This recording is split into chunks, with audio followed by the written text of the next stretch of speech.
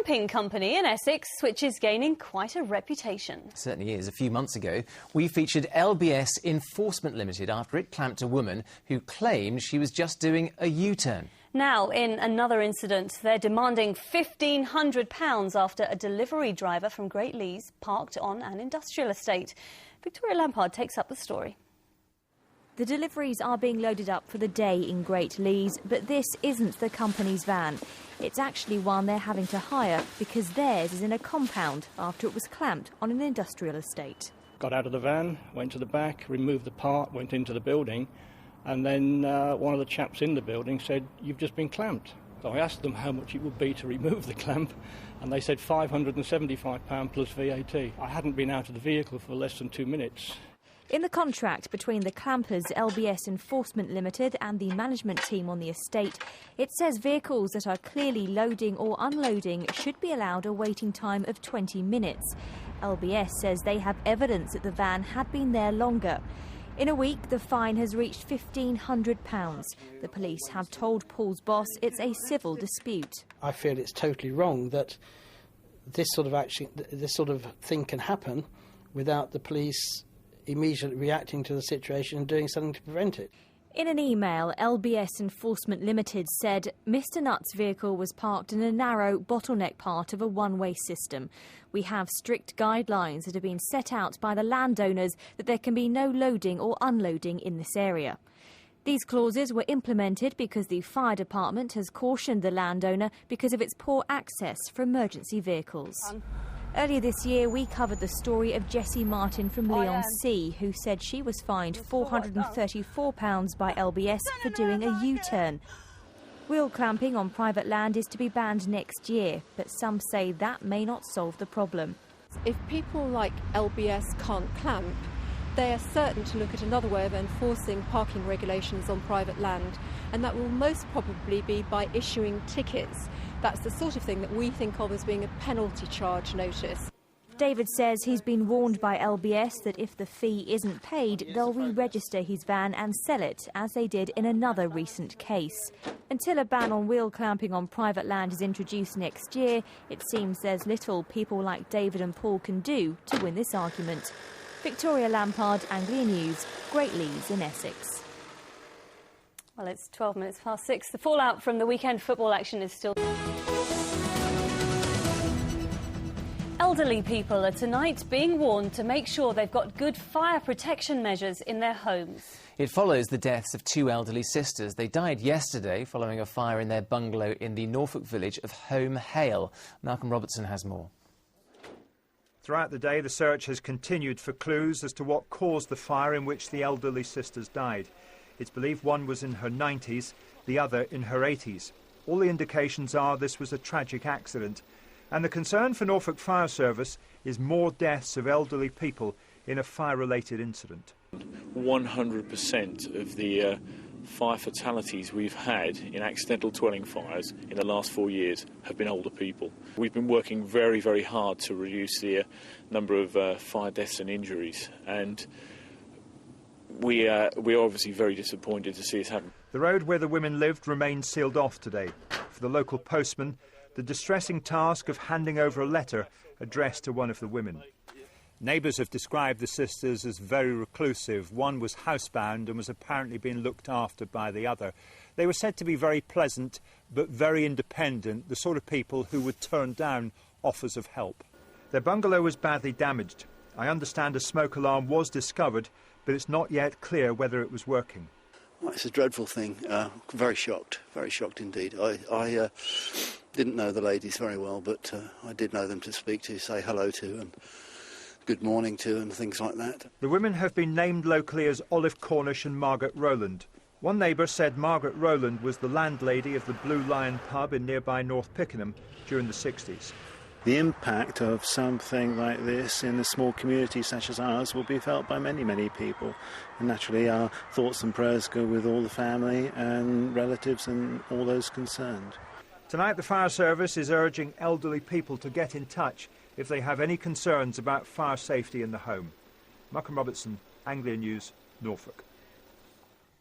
Well, more than 30 firefighters have been tackling a large fire at an industrial lighting factory unit in Essex. Crews were called to Taylor Construction Limited on Bates Road in Maldon just after 7 this morning. At this stage, half of the first floor of the building was on fire, but the blaze was brought under control within a few hours and no one was hurt. Work is starting on the A11 in Norfolk between Ketteringham and Heatherset to reduce the risk of accidents on one of the region's busiest roads. The stretch of road at Station Lane has been identified as having a high number of serious fatalities. Delays are expected while the work continues. It's due to finish in February of next year. Right, let's have some sport now, and certainly not the best of weekends. Now then, People's Millions is back. Yes, between now and Thursday, you'll be able to vote for worthwhile causes you would like to see win a big lottery grant of up to £50,000. Yes, each night 2 projects go head-to-head, and your votes will help decide who wins. First up tonight is the village of Barnham, Broom, near Norwich, which wants a new children's play area.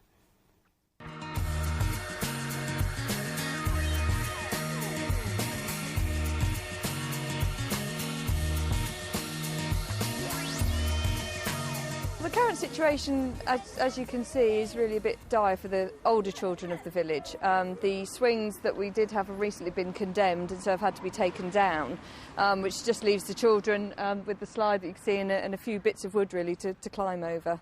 So they really are in need of some activity to keep them amused. I would like a roundabout that can fit 10 people on. It will make the park more fun. A huge rope tower in the middle of the playground so me and my friends can always climb up and see the view from the top. A tree that you can climb on that's quite safe so people don't get hurt. I'd like to see some monkey bars because lots of my friends like them. I'd like to see a swing because I like to go really high. I'd like to see a really big climbing frame, a BMX track, roller coaster. And the village is really very remote. There's nothing for the children to do. There aren't any communal areas here at all other than what you see here at the village hall. There's nowhere for the children to hang out. There used to be a youth club, but that folded again because it's very time-consuming and not everybody wants to put the time into running that kind of thing. And similarly, as the children get older, they need a bit of independence. They need to be able to come somewhere where their parents know they're going to be safe and they're going to be amusing themselves and meeting up with their peer groups, really. We feel that Barnham Broom could really do with the votes. As I say, the children here, we don't ask for much in the village. It's very difficult to get any funding because we are such a small village. So really the children will be eternally grateful. If they could have something to do to lift the community spirit, there's something then for here as well, then Barnham Broom children will be far happier, I'm sure. So that is the first of tonight's 2 People's Millions projects. Now up against them are the East Anglian Sailing Trust in Suffolk, who want a new clubhouse to help teach more disabled people how to sail. Remember, you'll be able to vote for the project you'd like to see get the money in just a moment.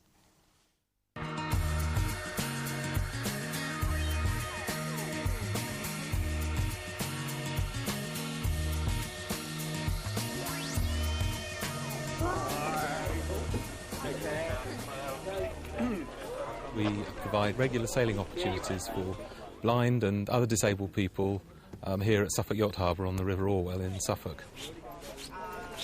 I had an accident a couple of years ago, broke my back, and I used to be very active, and now life's changed. I'm looking for new thrills and fun in life. There's a lot of freedom in sailing. It's very peaceful out there on the water and you get to meet some good people. I've been round boats and on boats quite a lot for the last sort of 15 years. So I really enjoy it, you know, it's really exhilarating. When in your wheelchair all the time, you're not going to where a boat will push you, whereas being in a boat you can steer somewhere and go where you like.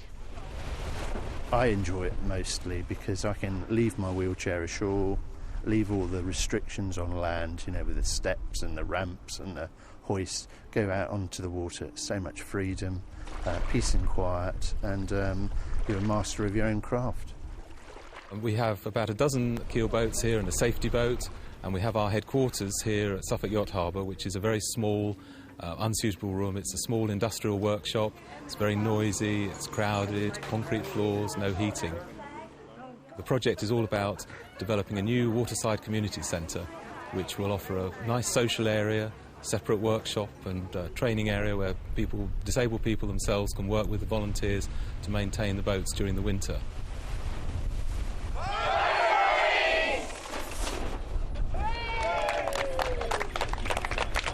OK, now is your chance to vote for the project you would like to see win all that money. Well, to vote for Barnham Broom Play Area, call 0871 626 8807. To vote for East Waterside Centre, call 0871 626 8808. Calls cost 10p per call from BT landlines. Calls from other networks may be higher, and from mobiles will be considerably more. No profits are being made by ITV or the big lottery fund from any of your calls. Now then, lines will close at midnight tonight. Calls made after closing time won't be counted, but you may still be charged. You can find the terms and conditions at itv.com/terms. And we're going to reveal the winner in tomorrow night's programme. Should be good. Now, we all know about homing pigeons' tendency to go back to where they came from. Well, the staff at Hunstanton Sea Life Sanctuary in Norfolk are hoping one of their residents won't show the same characteristics. A one-eyed seal called Blue was first rescued after she was injured by a fishing line. She was treated and released, but she returned to the sanctuary after following a group of boys on a beach. Well, you would, wouldn't you? Well, today she was driven 80 miles away to be released once again, and in the nicest possible way. Staff are hoping they don't see her ever again. Ellie Price has the story for us. Blue, the one-eyed seal, on the move again. She's leaving the comfort of the Sea Life Sanctuary in Hunstanton for freedom, and it's not the first time. Remember this? Blue was released with 3 other seals last month. Slip sliding away, slip sliding away. You know the nearer your destination, the more you slip sliding away. But the freedom of the open sea was too much. She found her way back to the Norfolk coast and tried to go home with her family out walking their dogs. And that's how she ended up here, earning herself the nickname of Boomerang Blue. Marine experts at the Sea Life Sanctuary in Hunstanton don't want to take any chances this time. That's why today they're taking her more than 80 miles up north to a secret isolated location on the northeast Lincolnshire coast. She's certainly fit and healthy enough to look after herself in the wild, but the big question is whether she wants to.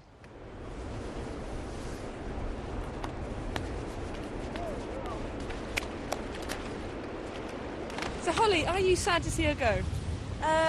Of course I'm always sad to see her go. She's a very lovely animal, but she deserves to be out here in the wild with her own kind. So I'm very happy to see her frolicking around in the water. Very happy. Now, we're about 80 miles away from where we started. Yep. Are you expecting to see her again? No, I hope not. No, we put her this far away, so hopefully we'll never see her again. We're in a very nice isolated seal colony here, so she should have absolutely no reason to go back to where she was. Now, there's hundreds of seals around. Just look around, there's grey seals and common seals here. Is she likely to sort of get on with the animals around her? How hard is it to sort of integrate? I think it'd be very easy for her to integrate. Seals naturally go together in populations. I think she'll do absolutely fine. She's a very healthy and happy seal. Very happy. Well, Blue the seal may be a Norfolk girl born and bred, but experts hope the lure of the open sea will keep her from coming back once and for all.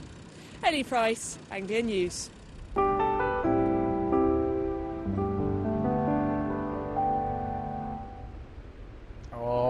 What do you think? Do you think we've seen the last of Blue? Oh, for her sake, I hope so. Maybe it was the free meals, all the little fishies she was given. I think it looked so attractive. I just hope she hadn't seen our weather forecast there. She might sort of put in a little blimp with one of her flippers hurting, but to come back in for the warm just for a little bit longer.